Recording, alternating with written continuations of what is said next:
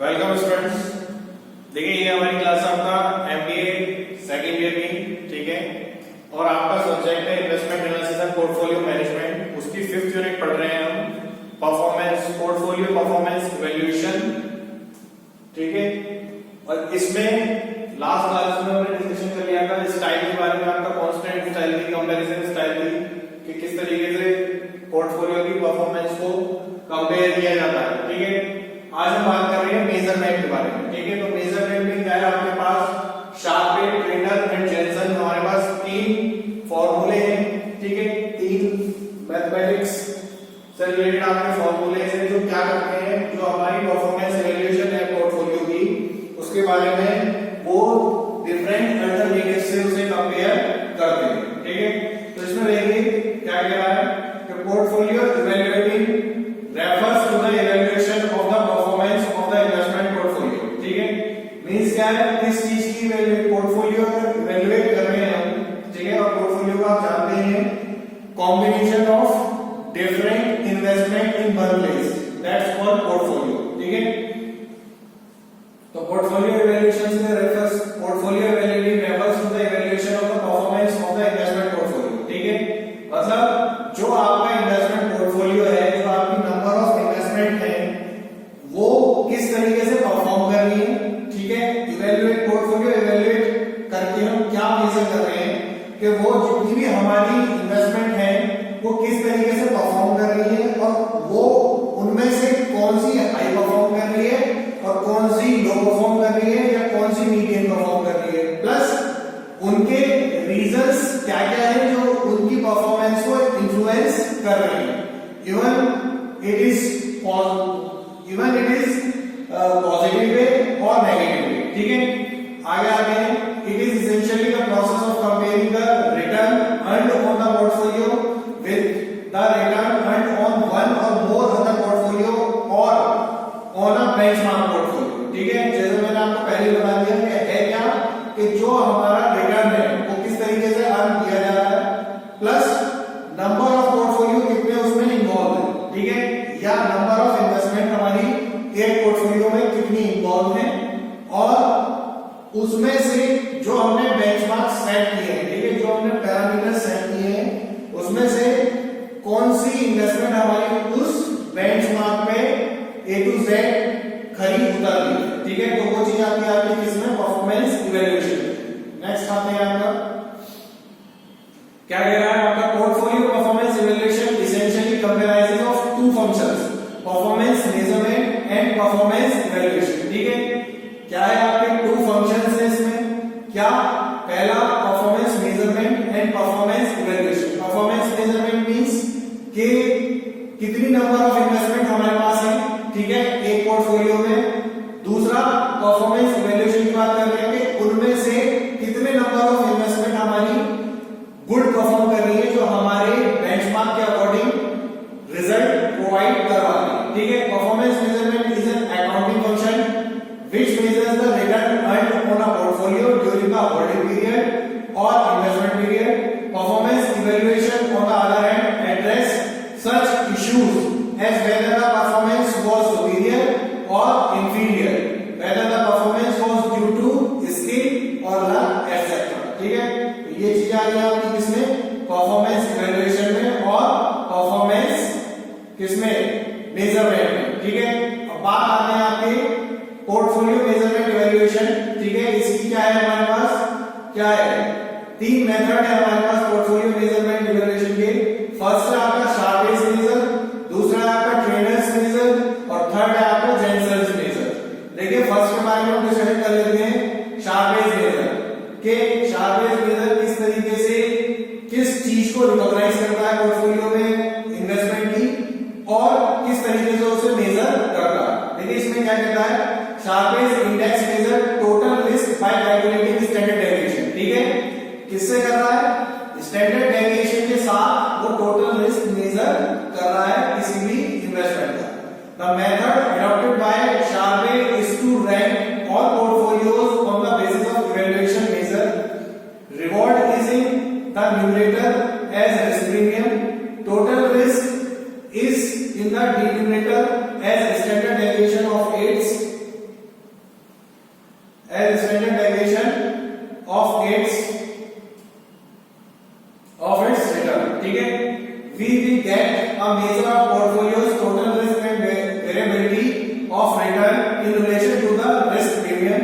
The measure of portfolio can be done by the following formula. ठीक है, before we going to formula हम क्या करेंगे, हम एक बार दोबारा देखेंगे। ठीक है, कि शार्प इंडेक्स क्या कर रहा है, देखिए दो चीजें उसमें इंक्लूड करी है। तो टोटल रिस्क, ठीक है, किससे कैलकुलेट कर रहा है, स्टैंडर्ड डेविएशन से। ठीक है, और क्या करता है, ये जो आपका है क्या मेथड अडॉप्ट कर रहा है शार्प इंडेक्स की, जितनी भी हमारे पास नंबर ऑफ इन्वेस्टमेंट है उन सब इन्वेस्टमेंट को एक एक करके रैंक देती है। ठीक है, जो आपका रैंक दे रहा है, रैंक मींस के जिसका परफॉर्मेंस इवैल्यूएशन ज्यादा अच्छा है वो फर्स्ट है, उससे कम सेकंड है, उससे कम थर्ड है। इस तरीके से वो परफॉर्मेंस इवैल्यूएट कर रहा है शार्प मेथड से। अब इसके फॉर्मूले में आ रहे हैं। फॉर्मूला क्या है आपका, SI equals to RT minus के RF upon standard deviation of. ठीक है, SI मींस होता है आपका शार्प रेंज इंडेक्स। ठीक है, RT means average return on portfolio, RF means risk free return, और OF मतलब standard deviation means standard deviation of the portfolio return. तो ये हो गया इसके तरीके से आपका फॉर्मूला और उसकी एक्सप्लेनेशन। देन सेकंड मेथड की बात करते हैं। सेकंड मेथड है हमारा ट्रेनर्स मेजर। ठीक है, ट्रेनर्स मेजर मींस ट्रेनर के क्या थे, एक आपके मैथमेटिशियन थे, एक स्टैटिस्टिशियन थे। ठीक है, उन्होंने अपना फॉर्मूला दिया परफॉर्मेंस इवैल्यूएशन का, तो उसे और किस बेसिस पे दिया उसके बारे में हम देखेंगे। इसमें देखिए ना, Treynor's measure related of portfolio's excess return to non diversifiable और सिस्टमैटिक रिस्क। ठीक है, किससे रिलेट करता है, पोर्टफोलियो के एक्सेस रिटर्न से रिलेट करता है। हाँ, जो नॉन डाइवर्सिफिएबल है और सिस्टमैटिक रिस्क है। नॉन डाइवर्सिफिएबल मींस कि उसे बदला नहीं जा सकता, और जो हमारा एक सिस्टम है जिसके थ्रू वो गवर्न कर रहा है उसके थ्रू ही, ठीक है, उसमें जितना रिस्क इन्वॉल्व है वो रिस्क उसमें लास्ट टाइम तक इन्वॉल्व रहेगा, और उसके अकॉर्डिंगली वो क्या कर रहा है, उसके साथ साथ ही वो रिटर्न हमें देगा। देन आगे आते हैं, the Treynor's measure employ beta. The Treynor's based his formula on the concept of characteristics line. Characteristics line means कि उसने अपनी जो भी आपका परफॉर्मेंस इवैल्यूएशन है, जिस तरीके से जिस बेसिस पे वो परफॉर्मेंस इवैल्यूएशन कर रहा है, जो फॉर्मूला उसने बनाया है, उस फॉर्मूले को कैरेक्टराइज करने के लिए उसने उनकी कैरेक्टरिस्टिक्स लाइन अडॉप्ट कर रखी है। कि सपोज करिए कि मैं क्या कर रहा हूं कि मैंने एक कैरेक्टर मान रखा है कि अगर जो पर्टिकुलर इन्वेस्टमेंट है वो 10% का रिटर्न देगी मुझे within time period, then उसे ही मैं कैलकुलेट करूंगा पोर्टफोलियो में। अदरवाइज जितनी भी मेरी इन्वेस्टमेंट है मैं उन्हें कैलकुलेट नहीं करूंगा। ठीक है, देन आगे आते हैं, the Treynor's measure employs beta. The Treynor's based on formula on the concept of characteristics line, then it is the risk measure of standard deviation, namely the total risk of the portfolio is replaced by beta. The equation can be presented as follows. इसमें आपका Tn मतलब कि आपका traders Tn equals to Rn minus के Rf upon beta है। ठीक है, where इसमें देख लीजिए क्या कह रहा है आपका, Tn equals to traders measure of performance, then Rn equals to return on the portfolio, RF equals to risk free rate of return, और beta m equals to beta of the portfolio, a measure of systematic risk। ठीक है, next आता है आपका third, Jensen's measure. अब Jensen's measure क्या कहते हैं, Jensen's attempt to construct a measure of absolute performance on a risk adjusted basis. Means क्या है कि जो आपकी परफॉर्मेंस इवैल्यूएट हो रही है वो किस बेसिस पे हो रही है, कि कितना आप रिस्क एडजस्ट कर सकते हैं अपनी इन्वेस्टमेंट के अंदर। आगे आते हैं, this measure is based on capital asset pricing method. ठीक है, capital asset pricing model means CAPM model. It measures the portfolio managers predictive ability to achieve higher return than expected for the accepted risk list. ये क्या करता है कि जो आपका portfolio managers है और जो उसने प्रेडिक्ट करी है, जो उसकी प्रेडिक्शन एबिलिटी है हायर रिटर्न को अचीव करने की, उसमें क्या कर रहा है कि कितनी आपकी रिस्कनेस उसमें इन्वॉल्व होगी उसे वो एक्सेप्ट करेगा। ठीक है, the ability to earn returns through successful prediction of security prices on a standard measurement, the Jensen's measures of the performance of portfolio can be calculated by applying the following formula. ठीक है, अब इसका formula क्या है आपका, RP equals to RF plus RMI minus RF into beta. ठीक है, where RP means क्या हो गया, RP means return on portfolio, then RMI return on market index, then RF risk free rate of return. ये आती है आपकी किसमें, आपका जेनसेंस के अंदर। ठीक है, तो ये हमारे तीन फॉर्मूले से तीन मेजरमेंट कॉन्सेप्ट थे, उसके बारे में हमने डिस्कशन किया। देन आगे आते हैं, आगे क्या है आपका finding alternatives and revision of portfolio, मतलब किस तरीके से हम अपनी जो आपका इन्वेस्टमेंट्स है, ठीक है, जो हमारा पोर्टफोलियो हमने क्रिएट कर रखा है उसमें किस तरीके से अल्टरनेटिव्स हम फाइंड कर सकते हैं, और किस तरीके से अगर हमें कोई चेंज करना है तो किस तरीके से हम उसे एक टाइम के बाद रिवाइज कर सकते हैं। ठीक है, उसके बारे में देखिए, a portfolio is a mix of securities selected from a vast universe of securities. ठीक है, जैसा कि आप जानते हैं, मैंने स्टार्टिंग से ही आपको बताया कि पोर्टफोलियो क्या है आपका, क्या है, मिक्स ऑफ इन्वेस्टमेंट है, मिक्स ऑफ सिक्योरिटीज। ठीक है, किससे जो सेलेक्ट नहीं है, कहां जो जितनी भी आपकी डिफरेंट नंबर ऑफ सिक्योरिटीज हैं उनमें से जो आप मन चाह रहे हैं उन सिक्योरिटीज को सेलेक्ट किया गया। ठीक है, और इसमें आगे आते हैं, two variables determine the composition of a portfolio, the first is the securities included in the portfolio and the second is the proportion of total funds invested in each security. ठीक है, तो ये आगे आते हैं, portfolio revision involves changing the existing mix of securities.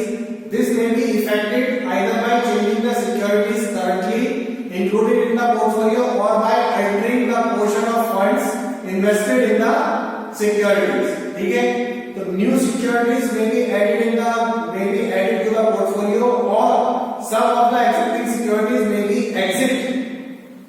be removed from the portfolio. तो ये होता है हमारा क्या, आपका पोर्टफोलियो रिवीजन और पोर्टफोलियो क्या आपका पोर्टफोलियो अल्टरनेटिव्स। ठीक है, तो इसके बारे में हमने बात करी। देन आगे आते हैं, पोर्टफोलियो रिवीजन स्ट्रेटजीज। ठीक है, हमारे पास टू टाइप्स की पोर्टफोलियो रिवीजन स्ट्रेटजीज हैं। फर्स्ट है आपका एक्टिव रिवीजन स्ट्रेटजी, दूसरा है हमारा पैसिव रिवीजन स्ट्रेटजी। तो एक्टिव रिवीजन स्ट्रेटजी देख लेते हैं, क्या कहती है active revision strategy. Active revision strategy involves frequent changes in an existing portfolio over a certain period of time for maximum returns and minimum risk। ठीक है, बिल्कुल सिंपल शब्दों में लिखा हुआ है। ठीक है, पढ़ते ही आपको समझ में आ जाना चाहिए कि एक्टिव रिवीजन स्ट्रेटजी क्या है कि फ्रीक्वेंट चेंजेस हो रहे हैं इसमें जो हमारा एग्जिस्टिंग पोर्टफोलियो है। ठीक है, जो हमने पहले से बना रखा है, ऐसा नहीं है कि हमने क्या कर रखा है, लाइन खींच रखी है, एक लाइन खींच रखी है कि भाई इसमें हमने इन्वेस्ट किया है तो मैं तो इसमें इन्वेस्ट करूंगा, मैं चेंज नहीं करूंगा। ठीक है, एक्टिव रिवीजन स्ट्रेटजी क्या है कि जहां भी आपको लगता है कि कोई भी मेरी जो इन्वेस्टमेंट है, मेरी कोई भी अगर मेरे पोर्टफोलियो में कोई इन्वेस्टमेंट है वो मुझे मेरे एक्सपेक्टेशंस के अकॉर्डिंग रिस्क नहीं दे पा रही है, तो मैं किस तरीके से अपनी एक्सपेक्टेशंस के अकॉर्डिंग रिस्क अपने एक्सपेक्टेशंस के अकॉर्डिंग जो रिटर्न है वो किस तरीके से जनरेट करूंगा। ठीक है, और उसके लिए मुझे क्या करना होगा कि जो एट द टाइम मुझे रिटर्न नहीं दे पा रही है, मैं उस अपने पोर्टफोलियो से उसका जो पोर्शन है अपने पोर्टफोलियो में कम करूंगा, और जो अदर मेरे पास इन्वेस्टमेंट है जो मुझे रिटर्न देंगे मैं उस पोर्शन को उधर शिफ्ट करूंगा ताकि मेरे इन्वेस्टेड मनी पे मुझे रिटर्न मिल सके। तो ये होगा आपका active revision strategy. Then passive revision strategy में आते हैं, ये क्या कह रहा है आपका, passive revision strategy involves rare changes in portfolio only under certain predetermined rules. ठीक है, मींस क्या है, रिगिड स्ट्रेटजी है कि अगर हमने एक बार वो अडॉप्ट कर ली तो हम उसी के अकॉर्डिंग चल रहे हैं। ठीक है, और ना तो हम उसे बदलने की कोशिश कर रहे हैं ना हम उसे बदलना चाहते हैं। और अगर कोई हमसे पूछता है तो हम भी उसे यही सलाह देते हैं कि भाई इसमें मिनिमम रिस्क है और मिनिमम रिस्क है तो मिनिमम ही रिटर्न, ठीक है। ऐसा नहीं है कि अगर रिस्क कम है तो रिटर्न ज्यादा हो, ऐसा कुछ नहीं है। अगर रिस्क कम है तो रिटर्न भी कम है और उन चीजों में हम चेंजेस करना नहीं चाहते या वो चीजों को बदलना बहुत मुश्किल है, ठीक है। तो वो चीजें सारी किसमें आती है आपकी passive revision strategy.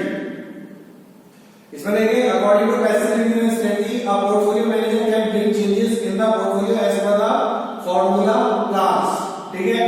Formula plans क्या है वो आगे हम डिस्कशन करेंगे, पर उससे पहले देख लेते हैं कॉन्स्टेंट्स इन पोर्टफोलियो रिवीजन, मतलब क्या क्या कॉन्स्टेंट्स होते हैं पोर्टफोलियो रिवीजन के लिए, ठीक है। किस तरीके से हम पोर्टफोलियो रिवाइज करेंगे और उन्हें रिवाइज करने के बाद क्या क्या चीजें उसमें चेंज होंगी। तो इसमें देखिए portfolio revision is the process of adjusting the existing portfolio in accordance with the changes in financial market and the investors position so as to ensure maximum return from the portfolio with the minimum of risk, ठीक है। क्या हो रहा है, adjusting हो रही है किसमें, जब भी हम रिवाइज कर रहे हैं तो एडजस्टिंग हो रही है किसकी, हमारे एक्जिस्टिंग पोर्टफोलियो की, किसके अकॉर्डिंग, फाइनेंशियल मार्केट और इन्वेस्टर्स के अकॉर्डिंग, जिससे क्या हो रहा है कि जो हम अपना रिटर्न है उसे मैक्सिमम करना चाह रहे हैं और जो हमारा रिस्क है उसे हम मिनिमम कर लेंगे, ठीक है। ये चीज आती है इसमें आपकी कॉन्स्टेंट ऑन पोर्टफोलियो रिवीजन। तो इसमें कौन कौन से कंपोनेंट्स होते हैं, फर्स्ट है आपका ट्रांजैक्शन कॉस्ट, ठीक है। सेकंड है आपके टैक्सेस, थर्ड वन है आपके स्टेशनरी स्टिपुलेशंस, फोर्थ है आपकी इंट्रिंसिक डिफिकल्टीज, ठीक है। ये इस तरीके से हमारे पास चार फैक्टर है कांस्टेंट है। देखिए इसमें फर्स्ट हमारा क्या था आपका ट्रांजैक्शन कॉस्ट। तो ट्रांजैक्शन कॉस्ट क्या है आपकी, buying and selling of securities is called transaction cost such as commission and brokerage, ठीक है। Frequently buying and selling of securities for portfolio revision may push up transaction cost, thereby reducing the gains from portfolio revision. Hence, the transaction cost involved in portfolio revision may act as a constant to timely revision of portfolio. ठीक है, means क्या है, transaction cost क्या है, जितनी भी आप कभी कोई सेल कर रहे हैं, कोई परचेज कर रहे हैं, तो उसमें क्या है, सर्टेन फिक्स अमाउंट आपको चार्ज हो रही है, जो क्या करती है आपकी रिवीजन। जब भी आप अपने पोर्टफोलियो रिवीजन करते हैं तो उसके लिए एक्स्ट्रा कॉस्ट जनरेट कर रही है और जो आपके प्रॉफिट्स पे डायरेक्ट इम्पैक्ट हो रही है, ठीक है। नेक्स्ट आता है आपका taxes. Taxes payable on the capital gains arising from sale of securities. Usually long term capital gains are taxed at a lower rate than short term capital gains, ठीक है। To qualify as long term capital gain a security must be held by an investor for a period of not less than 12 months before sale, ठीक है। Taxes में बात हो रही है कि टैक्सेस में क्या है, हमारे पास दो टाइप्स में है, एक तो लॉन्ग टर्म कैपिटल गेन है और दूसरा है आपका शॉर्ट टर्म कैपिटल गेन। तो शॉर्ट टर्म कैपिटल गेन में आपका ज्यादा क्या होगा, टैक्सेस आपको देने पड़ेंगे, दूसरा किसके मुकाबले, लॉन्ग टर्म कैपिटल गेन के मुकाबले। क्यों, लॉन्ग टर्म कैपिटल गेन में क्या है कि हम इन्हें एक बार अपना पैसा इन्वेस्ट किया, देन पैसा इन्वेस्ट किया तो हमने कम से कम 1 साल 2 साल या 3 साल के लिए हम स्टेक कर रहे हैं, जिससे क्या है कि हमारे जो एक्स्ट्रा चार्जेस है वो हमें नहीं लग रहे, केवल रिटर्न हमारा ऐड हो रहा है, ठीक है। लेकिन शॉर्ट टर्म कैपिटल गेन में क्या है कि हम within 6 months, within 12 months या within 8 months, within 3 months हम क्या कर रहे हैं, अपनी जो इन्वेस्टमेंट है उसे सेव कर रहे हैं या उसे कम कर रहे हैं या बढ़ा रहे हैं, ठीक है। तो इससे क्या हो रहा है कि हमें हर ट्रांजैक्शन पे कॉस्ट देनी पड़ रही है, ठीक है। प्लस टैक्सेस है, अगर जीएसटी उसमें इम्पोज है तो जीएसटी हमें देना पड़ रहा है, ठीक है। तो उससे क्या हो रहा है कि जो हमारे रिटर्न्स हैं उन पे नेगेटिव इफेक्ट हो रहा है, ठीक है। देन इसमें आगे आते हैं, ये हो गया हमारा क्या होगा, सेलिंग टैक्सेस।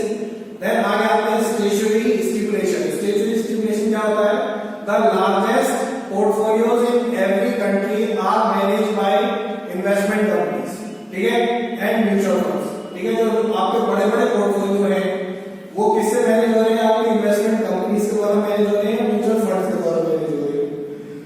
अब होता क्या है इसमें, these institution investors are normally governed by certain statutory stipulations regarding their investment activity. These stipulations often act as constraints in timely portfolio revision. ठीक है, नेक्स्ट आता है आपके इंट्रिंसिक डिफिकल्टीज। इंट्रिंसिक डिफिकल्टी क्या है आपकी? Portfolio revision is a difficult and time consuming exercise. The methodology to be followed for portfolio revision is also not clearly established. Different approaches may be adopted for the purpose.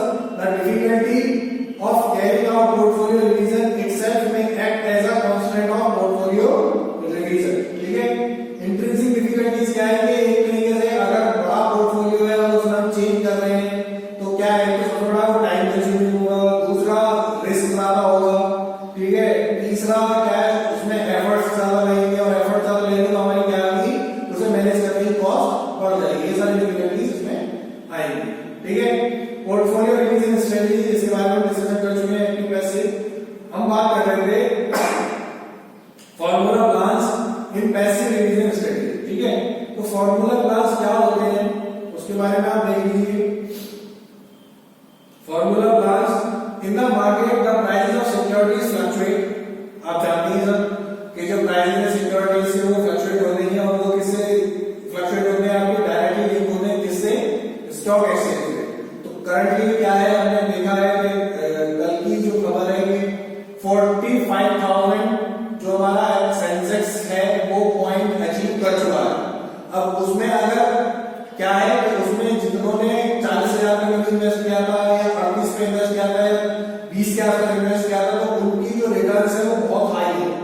ठीक है, और उसमें क्या हुआ कि अगर ये 45,000 से गिरता है, ठीक है, तो क्या होगा कि जो आपकी इन्वेस्टमेंट है उसकी वैल्यू कम हो जाएगी। ठीक है, तो वही चीज है आपकी।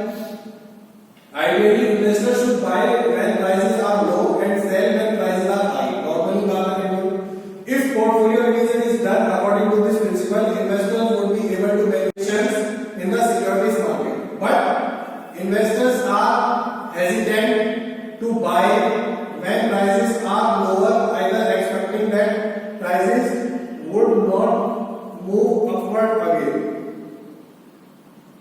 Similarly, when prices are high, investors hesitate to sell because they feel that prices may rise further and they may be able to realize larger profit. ठीक है, तो ये चीजें किसमें आती हैं? आपकी पैसिव रिवीजन स्ट्रेटजीज में आती है फॉर्मूला क्लास में। ठीक है, तो इसके बारे में आप पढ़ लीजिएगा। ठीक है, कोई ऐसा क्लास नहीं है, थर्ड ईयर क्वेश्चन है। अब इसमें बात आते हैं आपके passive revision portfolio. Some of them are under different formula class. कौन से इसमें भी? फर्स्ट है हमारा कांस्टेंट रूपी वैल्यू प्लान। तो कांस्टेंट रूपी वैल्यू प्लान क्या कहता है? This is one of the most popular और commonly used formula plan. In this plan the investor construct two portfolio, one aggressive consisting of equity shares and other defensive consisting of bonds and debentures. ठीक है, देखिए दो इसमें कह रहा है कि अगर रूपी प्लान की बात कर रहे हैं तो जो इन्वेस्टर है उसने अपनी समझ से क्या है, दो पोर्टफोलियो मैनेज कर रहे हैं। एक एग्रेसिव है, एग्रेसिव मींस कि उसने डायरेक्टली स्टॉक एक्सचेंज से लिंक है, ठीक है, और इक्विटी में इन्वेस्ट किया। ठीक है, और आप जानते हैं जब इक्विटी की बात होती है तो इक्विटी में क्या होगा कि अगर जो स्टॉक मार्केट है वो वेल परफॉर्म करेगा तो हमारी जो वैल्यू है वो इंक्रीज होगी, और अगर वो थोड़ा सा ऊपर नीचे परफॉर्म करेगा तो हमारी जो वैल्यू है वो इंक्रीज नहीं होगी। ठीक है, वो डिक्रीज हो जाएगी, जितनी हमारी वैल्यू थी बनेगी जो हमने इन्वेस्ट की वो खत्म हो जाएगी। दूसरा आता है आपको डिफेंसिव स्ट्रेटजी। डिफेंसिव स्ट्रेटजी का आपको बहुत से डिमेंशन है जिनमें आपको पता ही है कि अगर किसी भी कंपनी के बोर्ड और डिवेंचर में हम इन्वेस्ट कर रहे हैं तो हमें क्या है, सर्टेन अमाउंट का सर्टेन रिटर्न हमें मिलना ही मिलना है। तो ये होती है आपकी टू स्ट्रेटजीज। और उसमें आगे बात करते हैं purpose of this plan is to keep the value of the aggressive portfolio constant, that is at original amount invested in the aggressive portfolio as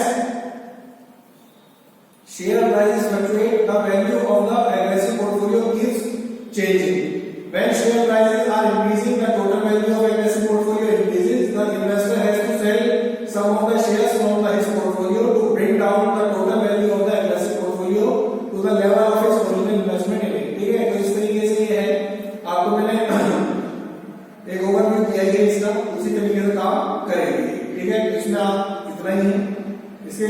example दे रखा है, उसे आप पढ़ लीजिएगा, ठीक है। नेक्स्ट हम बात करते हैं आपका सेकंड कांस्टेंट रेशियो प्लान। मतलब कांस्टेंट रेशियो प्लान में ये क्या कहता है, this is a variation of constant rupee value plan, ठीक है। क्या है, एक अलग तरीके का है, इससे कांस्टेंट रूपी वैल्यू प्लान से। Here again the investor would construct two portfolio, one aggressive and other defensive with his investment funds. The ratio between the investment in aggressive portfolio and the defensive portfolio would be predetermined such as 1:1 मतलब half and half और 1.5 और 1 मतलब 1.5 गुना और 1 गुना, ठीक है, इस तरीके से। The purpose of this plan is to keep this ratio constant by readjusting the two portfolios when share prices fluctuate from time to time. For this purpose, our revision point will also have to be predetermined. Means क्या है कि हम हर चीज को क्या कर रहे हैं, पहले से predetermine करके रख रहे हैं, किसमें, आपका constant रूपी प्लान में, ठीक है, constant रेशियो प्लान में। थर्ड आता है हमारा डॉलर कॉस्टिंग एवरेज। तो डॉलर कॉस्टिंग एवरेज क्या है आपका, this is another method of passive portfolio revision. All formulas plans assume that stock prices fluctuate up and down in cycles. Dollar cost averaging utilizes this cycle's movement in share prices to construct a portfolio at low cost, ठीक है। The plan stipulates that the investor invests a constant sum such as ₹5,000, ₹10,000, etc. in a specified share or portfolio of shares regularly at periodical intervals such as the months, 2 months, a quarter, etc. regardless of the price of the shares at the time of investment. This periodic investment is to be continued over a fairly long period to cover a complete cycle of share price movement, ठीक है। Means क्या है अपना जो dollar averaging plan है हमारा, उसमें क्या कह रहा है कि एक साइकिल हमने बना रखा है, ठीक है, और उस साइकिल से हम क्या कर रहे हैं, हम अपनी जो इन्वेस्टमेंट है उसे एज इट इज एक फ्लो में इंक्रीज कर रहे हैं, ठीक है। और फ्लो में इंक्रीज करते करते हम उसे कहां लेके जा रहे हैं, जितना हमें मनी आ रहा है उसका एक पोर्शन हमने सोच रखा है कि फ्यूचर के लिए हम इन्वेस्ट कर ही रहे हैं। तो वो सारी चीजें किसमें आती है, आपकी डॉलर एवरेजिंग इन्वेस्टिंग प्लान, ठीक है। तो आज भी हम इतना ही रखते हैं, ठीक है। आई होप आपको समझ में आया होगा। देन नेक्स्ट क्लास में हम इससे आगे बात करेंगे, ठीक है। 2-3 टॉपिक और रह गए और आपकी 5th यूनिट कवर हो जाएगी, ठीक है। तो 3rd यूनिट का कुछ पोर्शन बच रहा है, कुछ 4th यूनिट का बच रहा है, उसे भी हम कंप्लीट करेंगे जल्दी से जल्दी, ठीक है। सो नेक्स्ट क्लास में हम इससे आगे बात करेंगे। तो तब तक के लिए थैंक यू।